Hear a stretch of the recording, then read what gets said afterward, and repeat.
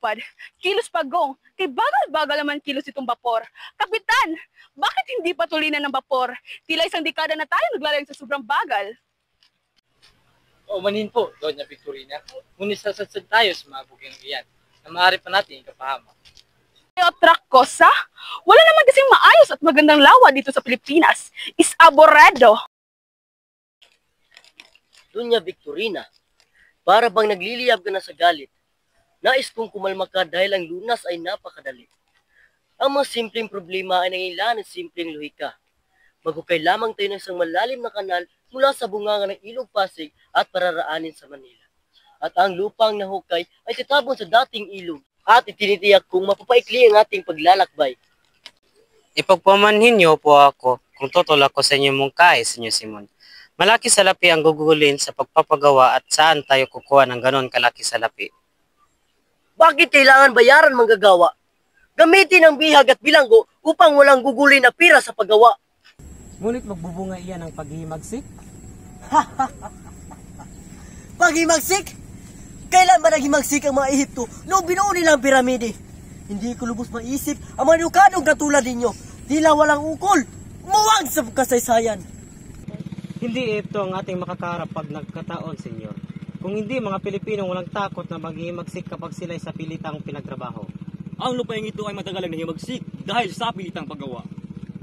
Itinitiyak ko nga pagpupulong na ito ay hindi muling maghimagsik.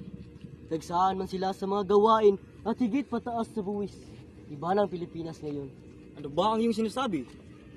At kayo, Padre Salve, anong silbi niyo mga praile kung maghimagsik ang bayan? Huwag niyong dalhin na masalita sa puno na kabalbalan.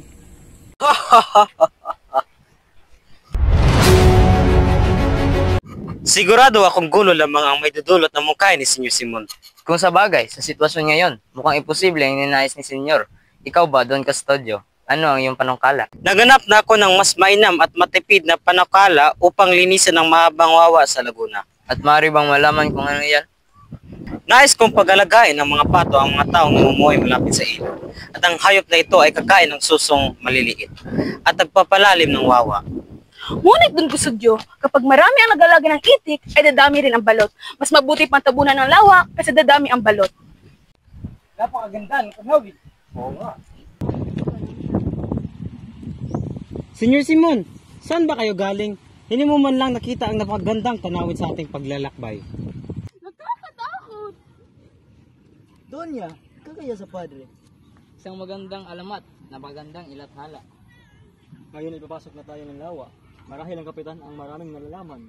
Kapitan, alam mo ba kung saan dako ng lawa na patayin sa nangangalang Guabera, Nabara o Ibarra? Oo nga, Kapitan. Alam mo ba? Tumingin kayo doon sa dakong iyan. Sinasabing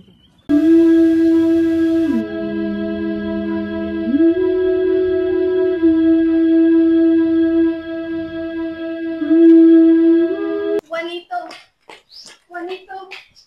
Sandali. Ano naman ba, Paulita? Pinahiya mo ako sa harap ng aking pamilya. Alam ko. Pumapayag na ako. Pumapayag na ako sa kasalan na inalok mo. Tama ang aking tiya.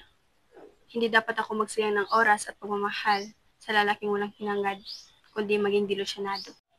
Totoo ba ito? Talagang pumapayag ka na? Oo, Juanito. Nais mapakasalan mo ako.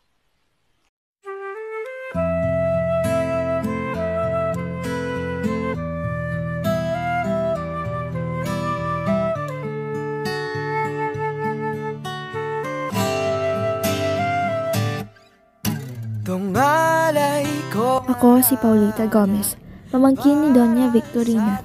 Ingatan mo si Paulita, iho. Opo. Kay ganda ng aking mapangasawa. Kung gano'n, napakaswerte mo pala. Napakaswerte, mahal. Juanito Palais at Paulita Gomez, maaari lamang na sagutin ninyo ang aking mga katanungan ng may buong katapatan. Paulita Gomez, ikaw ba ay naparito ng may pusang loob na pinangako ang iyong sarili sa pag-ibig at pagsisilbi sa iyong asawa? Opo, Padre. Juanito Palais, ikaw ba ay naparito ng may pusang loob na pinangako ang iyong sarili sa pag-ibig at pagsisilbi sa iyong asawa? Opo, Padre. Paulita Gomez, tinatanggap mo ba si Juanito Palaez bilang iyong kabiyak, sangayon sa batas na inaatas ng ating simbahan, ibinigay mo ba ang iyong buong sarili bilang kanyang kabiyak? Opo, Padre. Juanito Palaez, tinatanggap mo ba si Paulita Gomez bilang iyong kabiyak, sangayon sa batas na inaatas ng ating simbahan?